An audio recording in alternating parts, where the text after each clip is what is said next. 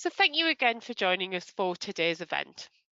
This is a part of a mini series of webinars which highlight the questions most frequently asked on our helpline from the top 5 most common topics. And these are discipline, dismissal and grievances, contracts, redundancy, layoffs and TP, wages and minimum wage, and diversity and discrimination. And today's webinar is going to focus on your diversity and discrimination questions. So just before we get started, I'm going to explain a little bit about who Acas are and what we do. So we provide employees and employers with free impartial advice on workplace rights, rules and good practice. We also offer training for your workplace, and we do have courses available to book now, and we'll send a link for that in the chat function. We help to resolve disputes, and our online advice is updated regularly, where you can find the latest information about good practice for employers and employees. Our website does have a number of free template letters, forms and policies for employers, HR managers and employees, which are free to download and use. So we're going to be looking at the commonly asked questions on this topic, but first, we thought it was a good idea to define some terms. So the Equality Act of 2010 protects people from discrimination in the workplace. Discrimination is when someone is put at a disadvantage or treated less favourably because of a protected characteristic. There is no legal definition of disadvantage, but it might include excluding someone from opportunities, causing them distress, or making it harder for them to do their job. And the 9 protected characteristics are age, disability, gender reassignment, marriage and civil partnership, pregnancy and maternity, race, religion or belief, sex, and sexual orientation. So let's move on now to have a look at the questions. First up, we have a question about reasonable adjustments. So I've got a disability and my employer won't make adjustments. What can I do? So making reasonable adjustments means being flexible by making it possible for people with disabilities and health conditions to perform effectively. The duty to make reasonable adjustments applies where a disabled person would otherwise be at a substantial disadvantage compared with a non-disabled person. Employers must make reasonable adjustments for employees and workers when they know or could reasonably be expected to know someone is disabled. A disabled staff member asks for adjustments, or someone who is disabled is having difficulty with any part of their job, or someone's absence record or delay in returning to work is because of or linked to their disability. Many adjustments often involve little or no cost or disruption to the business, and therefore are very reasonable for an employer to make. Access to Work is a publicly funded employment support programme that aims to help disabled people start or stay in work. It can provide practical and financial support for people who have a physical or mental health condition or disability. If an employee needs a reasonable adjustment, they should talk to their employer and explain their situation and discuss and agree any adjustments. It's good practice when making a request to think about what would help them manage their health and work and what might be possible and reasonable for their employer. If, after talking, an employee still refuses to make an adjustment and they think that they've been discriminated against, they could make an informal or formal complaint to their employer. If the problem remains unresolved, they could consider making a claim to an employment tribunal. So moving on now to the next question that we often receive from employees. My employer is changing my job role, and it will have a negative impact on my disability. Can they do this? So when an employee's role changes and the new job role has a negative impact on their disability, the employee should speak to their employer as soon as possible.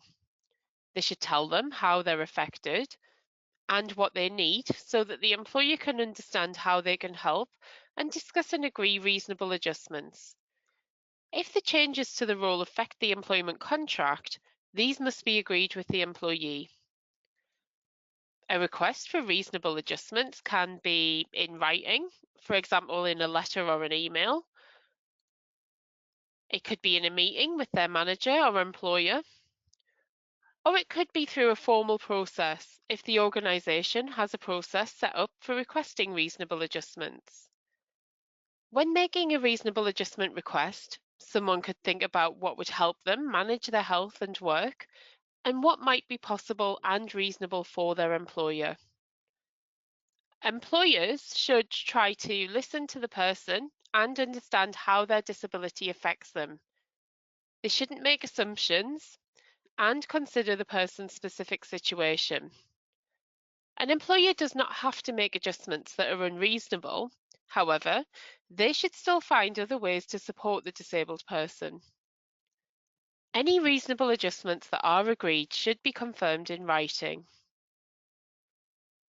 So moving on now to our next question. I'm being bullied at work and I want to take legal action. Can I do this? So bullying can be described as unwanted behaviour from a person or group that's either offensive, intimidating, malicious, or insulting, an abuse or misuse of power that undermines, humiliates, or causes physical or emotional harm to someone. Bullying might be a regular pattern of behaviour or a one-off incident. It could happen face-to-face or on social media. It could happen in work, or it could happen in other work-related situations. It may or not always be noticed by others, and it's not always obvious. So bullying's not covered by employment legislation. However, there could be protections under the Equality Act 2010 if the bullying behaviour is harassment related to any of the following characteristics. So age, disability, gender reassignment, race, religion or belief, sex, or sexual orientation. The Equality Act 2010 defines harassment as unwanted conduct related to a relevant protected characteristic, which has the purpose or effect of violating an individual's dignity or creating an intimidating, hostile, degrading, humiliating, or offensive environment for that individual. Employers and employees have a mutual duty to treat each other with honesty and respect, which includes the right not to be bullied at work. Employers also have a legal duty of care to protect their employees from harm, and this includes dealing with bullying issues. Employees who are being bullied at work could try to talk to the person who they think's bullied them, as they might not realise the impact of their behaviour. They could look to raise the matter informally with their manager, or raise the problem formally if the informal route did not work, or if they feel the situation's too serious to be resolved informally, and this is called raising a grievance. If the bullying behaviour is harassment related to a protected characteristic, the employee or worker could make a claim to an employment tribunal. Bullying that is not harassment could lead to an employee with 2 or more years of service resigning and claiming constructive dismissal at an employment tribunal. So moving on now to question 4. I'm being disciplined for behaviour linked to my disability. What can I do? So the law on disability discrimination not only protects individuals from direct and indirect discrimination, but also discrimination arising from a disability. So something that results from a disability, not because of the disability itself. Examples of things that result from someone's disability could include a change in behaviour because of the medication someone's taking, absence from work because of regular hospital appointments, needing regular rest breaks or toilet breaks, or having an assistance dog. So it does not apply if the person or organisation treating the person unfavourably did not know and could not reasonably have known about the disability. But discrimination arising from a disability is unlawful unless the organisation or employer can show that there's a good reason for the treatment and that it's proportionate. This is known as objective justification. For example, something resulting from someone's disability might mean that they can't do a certain job, even if reasonable adjustments are made. If someone is being disciplined for behaviour linked to their disability, they can make a complaint to their employer. The employer should take it seriously and look into it as soon as possible.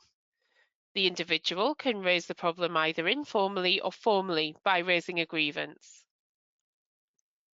If the problem remains unresolved, the employee or worker can consider making a complaint to the employment tribunal. Individuals can make a discrimination claim regardless of their employment status or how long they've worked for an employer.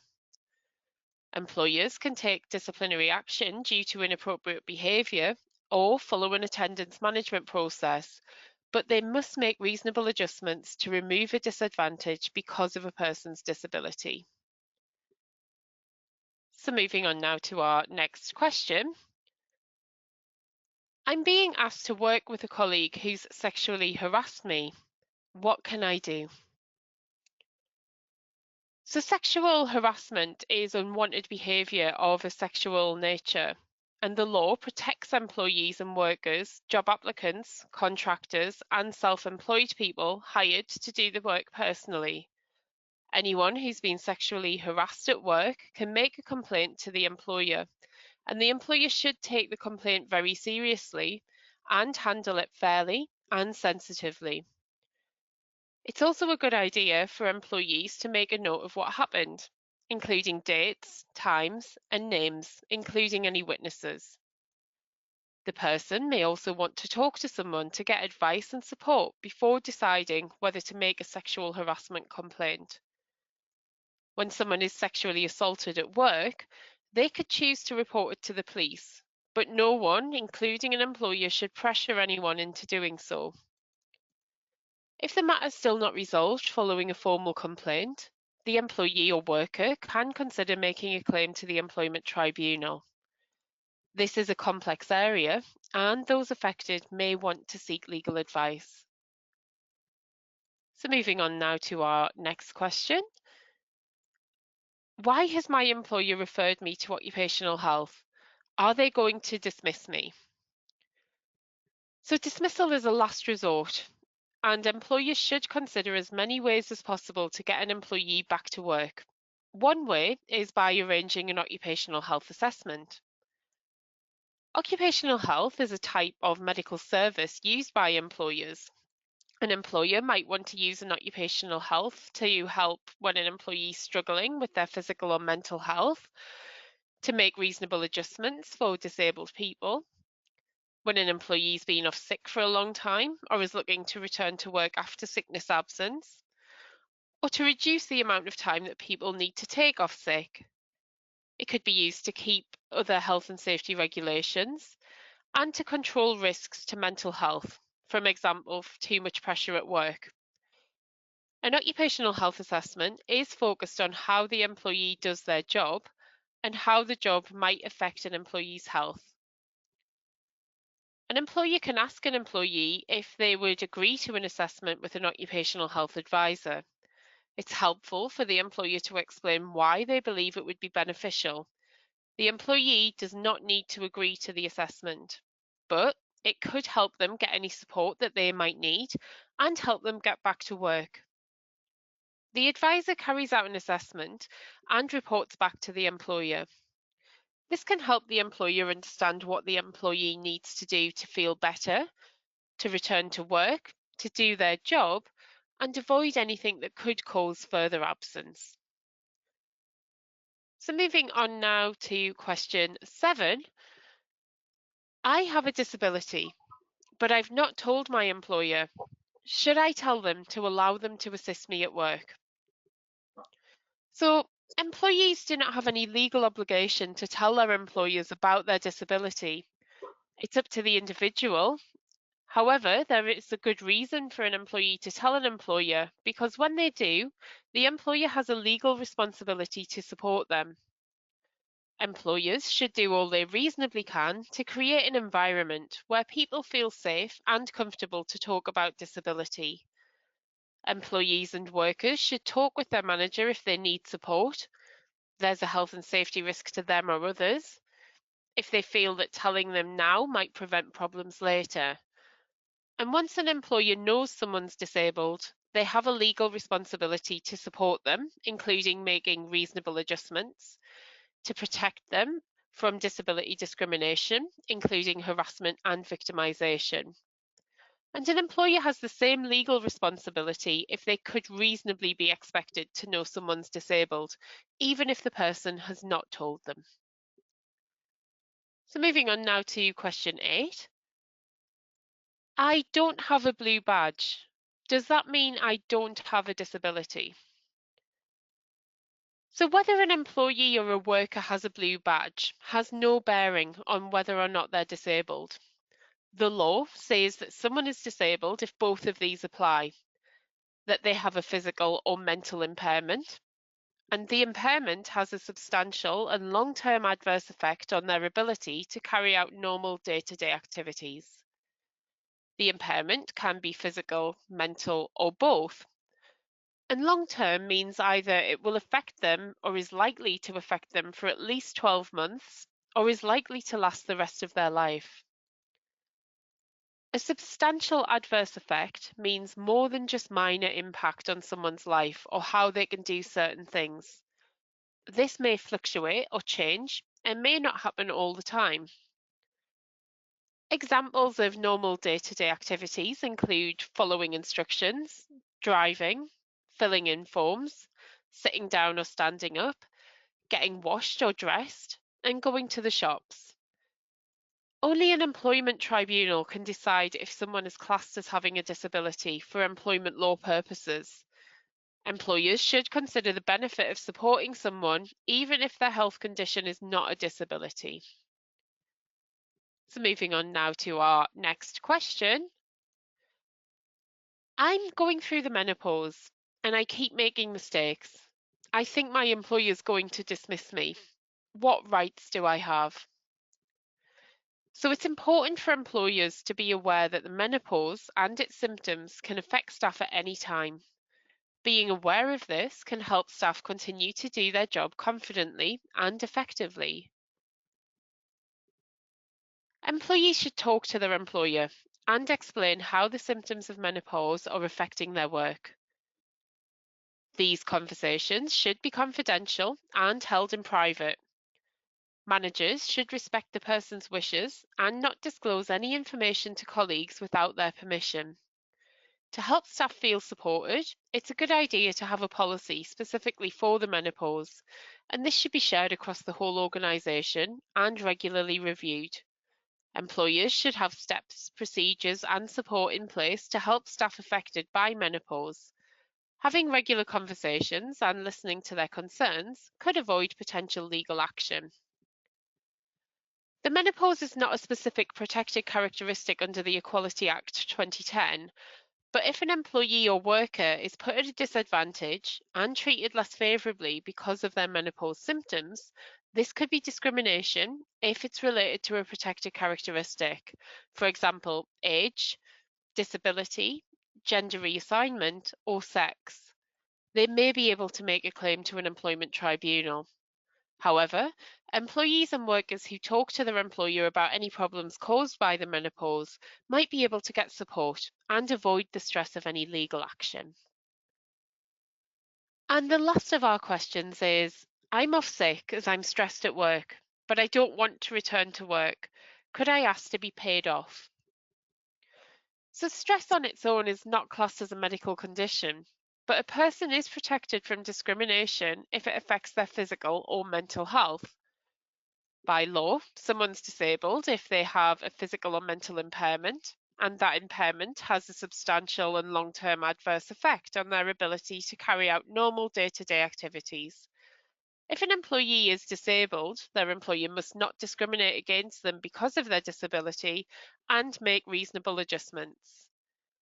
An employee who's off because of workplace stress should, when they feel able, talk to their employer about the reasons that they're off work and what their employer could do to enable them to return. A phased return, for example, is when an employee works reduced hours or does work that's different to their usual job, and it could be a way of easing them back into work if someone's been off for some time.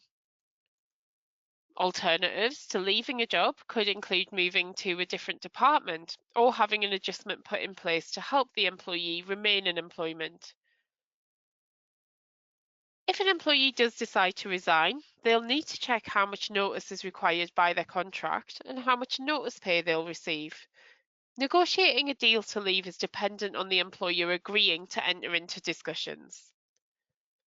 So we hope that you found going through our top 10 questions and answers on diversity and discrimination useful. This is the final one in a series of 5 webinars, and you can find all of the recordings of past webinars on the Acas website, and we'll send a link in the chat for you now. So I'm going to talk you through the further support that's available and how to save all of the important information from today's session. So Acas run training in person and digitally to meet your needs. For example, a few of the courses that we're currently running are Bullying in the Workplace, Equality, Diversity and Inclusion, the Essentials, and Making Reasonable Adjustments. The benefit of all our training sessions is that you can interact with our advisor, collaborate with like-minded individuals, and ask questions to ensure that you understand the context in relation to your own situations. You can also follow up with the individual trainer if further support is required. We can also run any of our training for individual workplaces, and in this case, the content can be fully tailored to you. For more information on prices and how to book, please visit our website, head to the training section, or call us on 0300 123 1150. We really hope to see you on one of our courses soon.